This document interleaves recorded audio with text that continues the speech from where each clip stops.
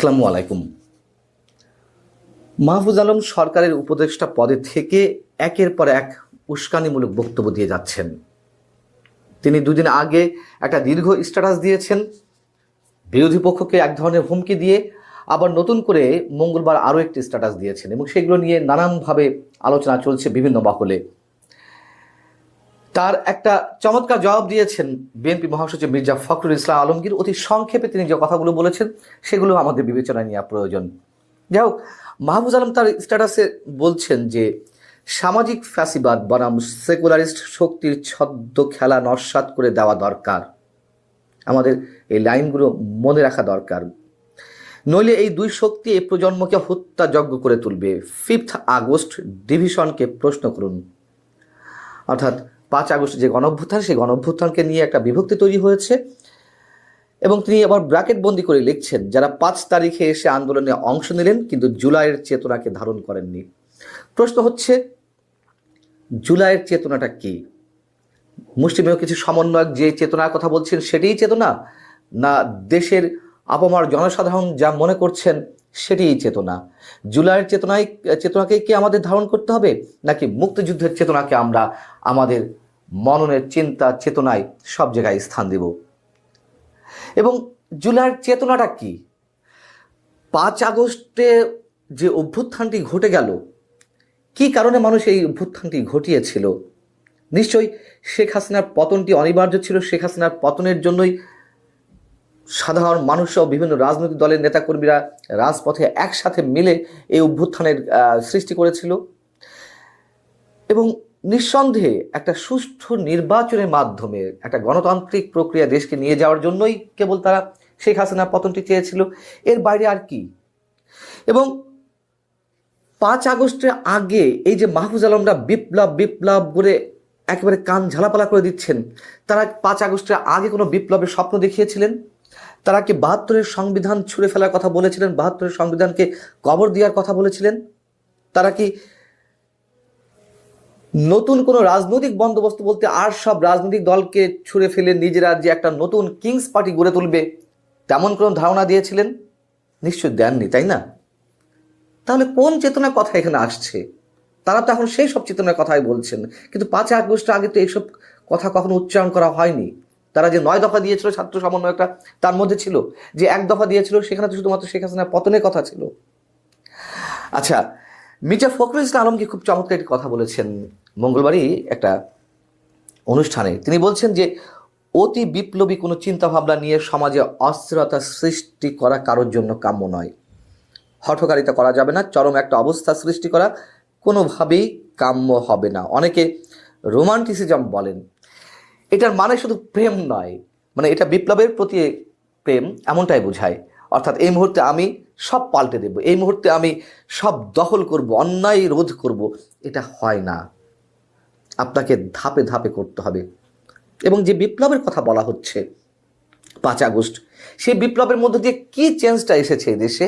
কার ভাগ্যের পরিবর্তন হয়েছে? কার ভাগ্যের পরিবর্তন তারা করতে চায়? আমরা তো বিপ্লবের নমুনা দেখছি, তাই না? বৈষম্য বিরোধী আন্দোলনের কথা বলে এখন সমাজে বিভিন্ন জায়গায় বৈষম্য তারা নিজেরাই সৃষ্টি করছে। বিভিন্ন জায়গায় যে সংস্কার কমিটিগুলো করা হয়েছে সেখানে কোটা ভিত্তিতে তারা নিজেদের লোকজনদেরকে বসাচ্ছে। বৈষম্য বিরোধী কথা বলতে গিয়ে তারা অন্যান্য রাজনৈতিক দলগুলোর সাথে নিজেরা নিজেদের বৈষম্য স্পষ্ট করে তুলছে এবং তারা নিজেরাই এখন এতটাই উচ্চাভিলাষী হয়ে উঠেছেন নানান ধরনের সুযোগ সুবিধার জায়গা থেকে, যে তারা নিজেরাই এখন নানান গ্রুপে বিভক্ত হয়ে পড়ছে। মঙ্গলবারও এই বৈষম্য বিরোধী ছাত্র আন্দোলনের কেন্দ্রীয় কার্যালয় রাজধানী বাংলা মোটরে তারা 2 গ্রুপে মারামারি করেছে, অনেকে আহত হয়ে হাসপাতালে গেছেন। এর আগেও এরকম ঘটনা ঘটেছে। যাই হোক, মাহফুজ আলম তার স্ট্যাটাসে আরও যে কথাগুলো বলছেন, তিনি বলছেন যে মুজিববাদী প্যারাডাইম আর ইতিহাস তত্ত্ব আবারও সক্রিয় হচ্ছে। নতুনভাবে রাজনৈতিক জনগোষ্ঠীকে গঠনের ঐতিহাসিক সম্ভাবনা নস্যাৎ হয়ে যাচ্ছে পুরনো বন্দোবস্তর সঙ্গে অসম প্রতিযোগিতা। অসম প্রতিযোগিতা তো বটেই। এখানে যে রাজনৈতিক দলগুলো রয়েছে সবাইকে এক কর্নারে ফেলে দিয়ে আপনারা নতুন যে রাজনৈতিক দল করবেন সরকারের পৃষ্ঠপোষকতায়, অসম প্রতিযোগিতা না? অবশ্যই তো। আর কি ভয়ঙ্কর কথা বলছেন যে মুজিববাদী প্যারাডাইম আর ইতিহাস তত্ত্ব, মুজিববাদী দৃষ্টান্ত স্থাপন করে ইতিহাস তত্ত্বের কেউ কেউ চেষ্টা করছেন, তত্ত্ব আওড়াচ্ছেন, এমনটাই তো বলতে চেয়েছেন। তার মানে কি আমাদের মুক্তিযুদ্ধের চেতনা, আমাদের মুক্তিযুদ্ধের ইতিহাস, এগুলো কেবলই একটা তত্ত্বের বেড়াজালে বন্দি করে রাখার যে শব্দগুলো তিনি নির্দ্বিধায় মানে অবলীলায় উচ্চারণ করছেন, তার কৈফিয়ত দেবে কে? কেন তিনি এমনটা করছেন? একেবারে ইতিহাসকে মুছে ফেলার, 5 আগস্টের আন্দোলনের আগে 71-এর চেতনা মুছে ফেলা হবে এমন কোনো আওয়াজ কি তাদের ছিল? এমন কোনো দাবি ছিল? কিন্তু সে চেষ্টায় আমরা এখন দেখতে পাচ্ছি। তিনি বলছেন এখনো জনগণের যে কোনো ন্যায্য দাবি সময় সাপেক্ষ হলেও পূরণ হচ্ছে, সরকার শুনছে, কাজ করছে। কি কাজ করছে? জনগণের ন্যায়সঙ্গত কোনো দাবি পূরণ তো দূরের কথা, মানুষের নিত্যদিনের যে প্রয়োজন সেইগুলোকেও অসহনীয় করে তোলা হচ্ছে, ব্যাটের জালে আবদ্ধ করে ফেলা হচ্ছে, বিপ্লব বিপ্লব করে চিৎকার করা হচ্ছে। কৃষক তার ফসলের দাম পাচ্ছে না। এই শীত মৌসুমে 1 কেজি মূলা, 1 কেজি সিম তাকে বিক্রি করতে হয় 1 টাকায়, ফুলকপি বিক্রি করতে হয় 3 টাকায়। এটা বিপ্লবের নমুনা? সাধারণ মানুষের চিন্তা ভাবনা তো বর্তমান সরকারের মাথাতে কিছুতেই নেই। এবং এই সরকার পরিচালিত করছে এই সমন্বয়করা। বিপ্লব বিপ্লব বলে আর সংস্কার এইসব শব্দ উচ্চারণ করাতে মানুষ মানে এত বেশি উচ্চারিত হচ্ছে, মানুষ বিরক্ত হয়ে গেছে। তিনি তার স্ট্যাটাসের আরও এক জায়গায় বলছেন, ভাবদর্শিক গুরামি করে এবং বিদেশি প্রেসক্রিপশন নিয়ে যারা এ রাষ্ট্রের পুনর্গঠনের সম্ভাবনাকে নস্যাতে দাঁড়িয়ে গেছেন, তাদের সবার খতিয়ান আমাদের প্রজন্মের কাছে আছে। কালচারাল শক্তি ও গণমাধ্যমগুলো নিছক ভাবাদর্শিক লাভ ক্ষতির জায়গা থেকে যেভাবে শহীদ ও আহত ব্যক্তিদের সঙ্গে বেইমানি করছেন, তাও আমাদের প্রজন্ম মনে রাখবে। বেইমানি কারা করছে? যারা নিহত হয়েছেন গণঅভ্যুত্থানে, তাদের রক্তের সঙ্গে কারা বেইমানি করছেন? তাদের ছবি, তাদের নাম তো এখন রাজনৈতিক ব্যবসার পুঁজি হিসেবে ব্যবহার করা হচ্ছে। বঙ্গবন্ধুকে যেমন ব্যবসার পুঁজি হিসেবে ব্যবহার করেছিল বা ব্যবহার করে আসছিল আওয়ামী লীগ, যেখানে সেখানে বঙ্গবন্ধু ভাস্কর্য করা হয়েছে, মানুষের বিরক্তির কারণ ঘটিয়েছে, ঠিক একইভাবে এখন সব জায়গাতে মুগ্ধ আর আবু সাইদের ছবি ব্যবহার করা হচ্ছে রাজনৈতিক স্বার্থ হাসিলের জন্য। তারা তো এত কিছু বলেনি, সংবিধান ছুঁড়ে ফেলার কথা, 71কে মুছে ফেলার কথা, নতুন কিংস পার্টি গড়ে তোলার কথা। বেইমানি কারা করছে?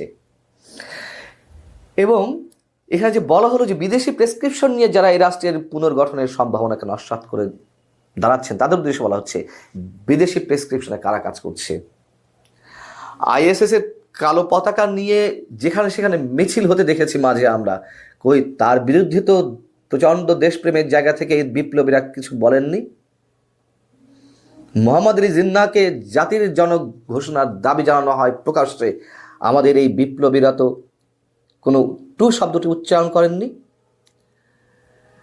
তাহলে বিদেশি শক্তির প্রেসক্রিপশনে কারা কাজ করছে?